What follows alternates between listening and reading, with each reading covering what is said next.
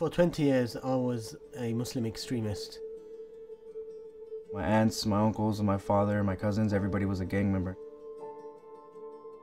They would hold me back and force me to watch as they stabbed my white English friends before my eyes. Very early on, just not liking that sense of powerlessness. I've stabbed 3 kids in my life, and I'm not proud of that. When 9/11 happened, I actually celebrated the attacks. The racist attacks led me to suffer an acute identity crisis. I had to learn to fight back or else I'd get abused even more. My first encounter with a gang was when I was in 5th grade. I was 11 years old. I went to the streets for camaraderie, comfort. That's where the gang members embraced me and welcomed me with open arms. Gangs, cults, extremist groups provide a strong sense of solidarity and brotherhood. A lot of it was not being alone anymore. All of my friends were involved. It was more like a family structure. I had no clue what the difference was between true respect and fear. You can never look weak. Weakness gets you killed. A lot of fights, a lot of beatings. We were taught to hate people who weren't Muslim and to regard ourselves as superior, that we are part of something important and noble, despite the evidence we see to the contrary. We would have training sessions every week, solid for 2 hours, that were compulsory to attend. If a young person is considering joining a gang, prepare to die. I could name off the top of my head 50 people that I knew and cared about who were now dead, and I didn't want to be added to that list. I tried to keep this kid who was from the neighborhood out. He was 14 years old and he was murdered. He's probably the main reason why I do the work that I do now for the past 10 years, helping young kids like that. What we had originally started was actually destroying us from the inside.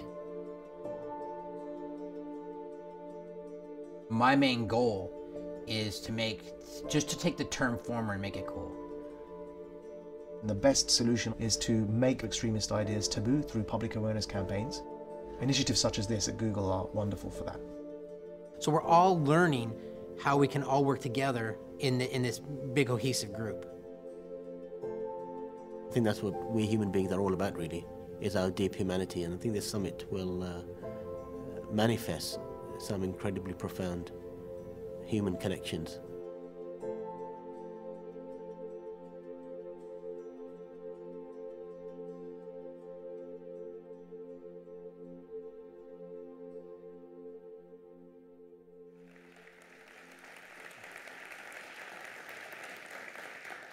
Good morning, everyone. By show of hands, how many of you were at the reception last night? I did not think you would all be here this early on time, and looking out at this room, I think we can give you all a round of applause because people took very, very long flights to get here. My name is Jared Cohen, and on behalf of Google Ideas and in association with our partners at the Council on Foreign Relations and the Tribeca Film Festival, I'd like to warmly and formally welcome you to the official launch of the Summit Against Violent Extremism. Google Ideas was launched just this past October. It's the company's think/do tank. Our goal is to look at some of the most complex and intractable challenges in the world and find creative ways to connect those that understand the issues with those that understand the tools. To convene, to connect, to integrate across different sectors, different disciplines, and different experiences. To try to get the world to think about and act on some of these challenges in new and innovative ways. We're based on this assumption that technology can be part of every challenge in the world, but it can also be part of every solution in the world. In just the last 10 years, we've seen mobile phone growth rise from 907 million users to over 5 billion users. In the last 10 years, internet access has risen from 361 million users to over 2 billion users. A lot of people are connected, and those that are not connected today, we're almost certain will be our most connected users tomorrow. As a result, technology touches every issue that we all face, whether it's obvious, whether it's natural, whether it's not necessarily intuitive. Technology empowers people both for good and for ill, and the goal of Google Ideas is to ensure that that empowerment is geared towards a net positive and has a powerful impact on the world. So why violent extremism? Why, out of all the issues in the world that we could have chosen as the first one to take on as a new organization at the company, did we pick violent extremism? Well, 52% of the world is under the age of 30.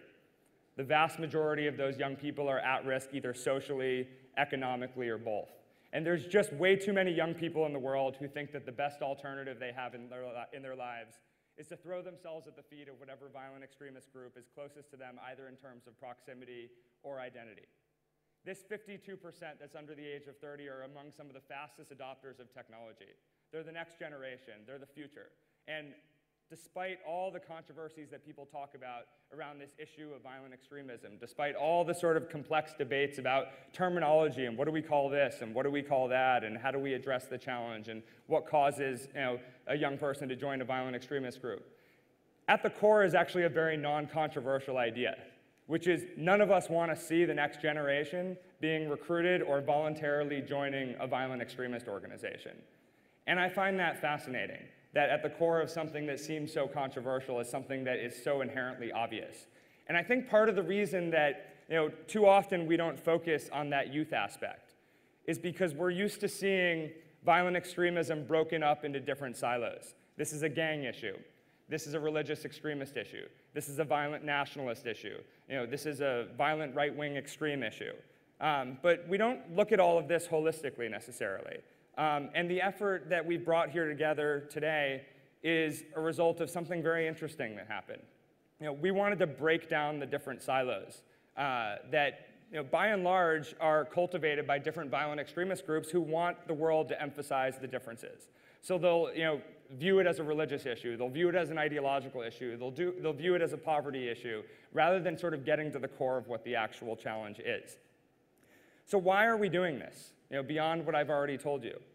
I said this yesterday to some of you, but I think it's worth repeating again, which is this began long before Google Ideas was even created.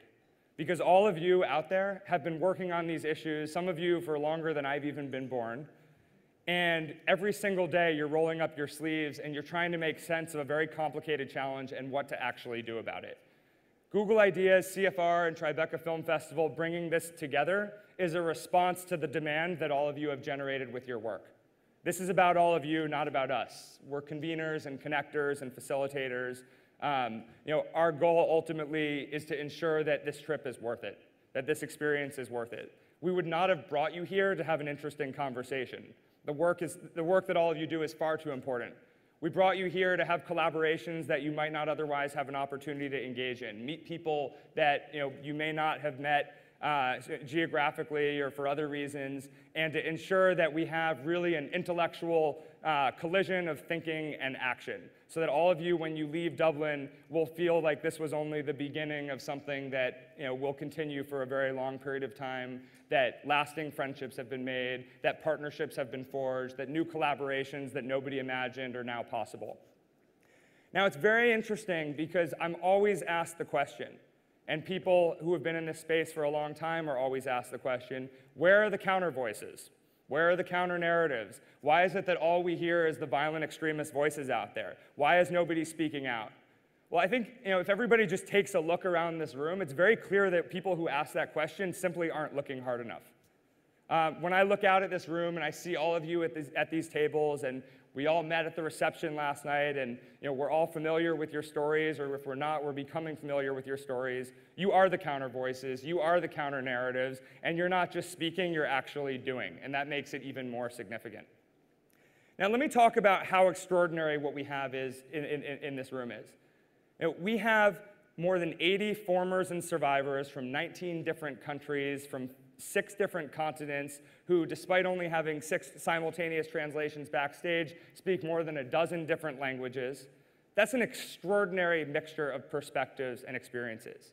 We have over 120 academics and NGOs and private sector stakeholders and technology experts and thinkers and doers who are interested in this space, who have been involved in this space in various ways. We have people in this room who used to be part of rival groups and actually fought against each other and are now working collaboratively on issues related to interfaith. We have individuals in this room who haven't seen each other in years and are just getting reunited here at this forum. We have new partnerships that are already forged as a result of last night, and new collaborations that already began as a result of last night. And I think, as you all noticed as you came through immigration, we are, in fact, here in Ireland, a place whose history of course, has a ton of familiarity with the range of issues that we're going to speak about here today. So, people ask me, well, what do you hope to get out of this? What do you want the result of the Summit Against Violent Extremism to be? If we knew the answer to what was going to happen and we knew the conclusions going into this, there would be no reason to have this summit. We don't know what kind of conclusions we'll reach. We don't know what the specific outputs will be. We don't know what the sort of big takeaways will be, because we've never seen this mixture of people and this group of people all coming together in one place. I can tell you why I'm optimistic. I'm optimistic because I was at the reception last night. I'm optimistic because before the summit even started, I walked down to the lobby and there were circles of people who had never met before engaging in some of the most interesting and exciting conversations that I'd borne witness to in a long time. I'm optimistic because I was carrying around a book given to me by someone in this room called Life After Hate, and was approached by another former saying, "What's that book you're holding?" And I said it was given to me by another attendee. He said, "I need to meet him. You need to introduce me." And I asked why. He said, because if I was to write a book, that would be the title of my book. The person whose book it was a former right-wing extremist. The person who asked me the question was a former violent religious extremist from another country. These kinds of collaborations can only happen when you take the chance and bring people in one place. So I'm optimistic, I'm curious, I'm excited, I'm engaged. I know all of you are as well. So why don't we just get started?